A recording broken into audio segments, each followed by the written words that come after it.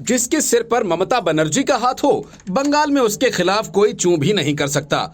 बांग्लादेश सीमा से सटे संदेश खाली के शाहजहां शेख की यही कहानी है। अपने गुर्गों के साथ वो वहां की महिलाओं की आबरू लूटता रहा।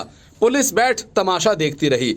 यही सब लोगों ने फिल्मों में देखा होगा। महिलाओं और पुरुषों के साथ ऐसा अत्याचार बंगाल में होता रहा है और ममता बनर्जी की सरकार सब कुछ देखती रही। अब जब मामला सामने आया तो संदेश खाली में किसी को घुसने की इजाजत नहीं। पुलिस की पहरेदारी में एक तरह से पीड़ितों को कैद कर दिया गया। इस गांव में शाहजहां शेख, उसके 2 चेलों उत्तम सरदार और शिबू हाजरा के आतंक हैं। तृणमूल कांग्रेस के इन नेताओं पर जबरन जमीन पर कब्जा करने, बिना पैसे की मजदूरी कराने, मेहनताना मांगने पर पीटने, महिलाओं से रेप जैसे आरोप है। दहशत इस कदर है कि शाम ढलने के बाद गांव की महिलाएं अपने घर से नहीं निकलती। आरोप है कि सभी महिलाओं को पार्टी की मीटिंग के नाम पर रात 12 बजे अपने ऑफिस में बुलाया जाता था। जब महिला आयोग की टीम संदेश खाली पहुंची तो महिलाएं अपनी व्यथा सुनाकर रोने लगीं। जब गवर्नर सीवी आनंद बोस संदेश खाली पहुंचे तब भी शाहजहां शेख का काला सच सामने आया। बंगाल के उत्तर 24 परगना जिले के संदेश खाली में जब महिलाओं पर जुल्म मामले ने तूल पकड़ा तो पुलिस ने आनन फानन में उत्ता सरदार को गिरफ्तार कर लिया। तृणमूल कांग्रेस ने उसे 6 साल के लिए पार्टी से निष्कासित कर दिया। राष्ट्रीय महिला आयोग की रिपोर्ट में पश्चिम बंगाल पुलिस की शाहजहां शेख की मिलीभगत का भी जिक्र सामने आया है। पीड़िताओं से बातचीत के आधार पर महिला आयोग ने बताया कि जब महिलाएं शाहजहां शेख और उसके गुर्गों का विरोध करती थीं, तब बंगाल पुलिस उनके परिवार को परेशान करती थी। शाहजहां शेख के इशारे पर पुलिस पीड़िताओं के पति को झूठे मामले में गिरफ्तार करती रही।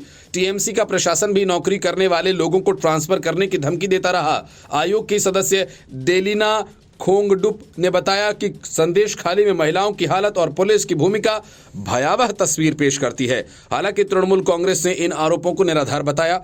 ममता सरकार के मंत्री पार्थ भौमिक ने इसे जमीन के बदले पैसे का विवाद बताया। उनका कहना है कि जमीन की लीज के एवज में कई लोगों को रकम का भुगतान नहीं हुआ और इस कारण लोग नाराज हो गए। उन्होंने महिलाओं से रेप के आरोपों से इनकार किया और अभी तक पुलिस ने 17 लोगों को गिरफ्तार किया है। 42 साल का शाहजहां शेख उत्तर 24 परगना में भाई के नाम से मशहूर है। उसके इशारे पर ही राशन घोटाला मामले की जांच करने पहुंची ईडी और सीआरपीएफ की टीम पर हमला किया गया। मछली कारोबारी रहे शाहजहां शेख ने 2004 में ईंट भट्टा यूनियन से अपनी राजनीति शुरू की।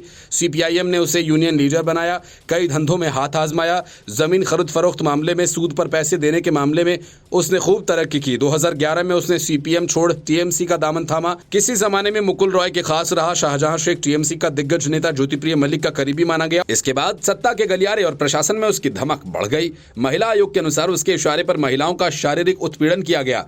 पीड़ित महिलाओं ने बताया कि वो रात 12 बजे इलाके की महिलाओं की मीटिंग बुलाता था। किसी की हिम्मत नहीं थी कि उसका विरोध करे। Bureau report, news of India.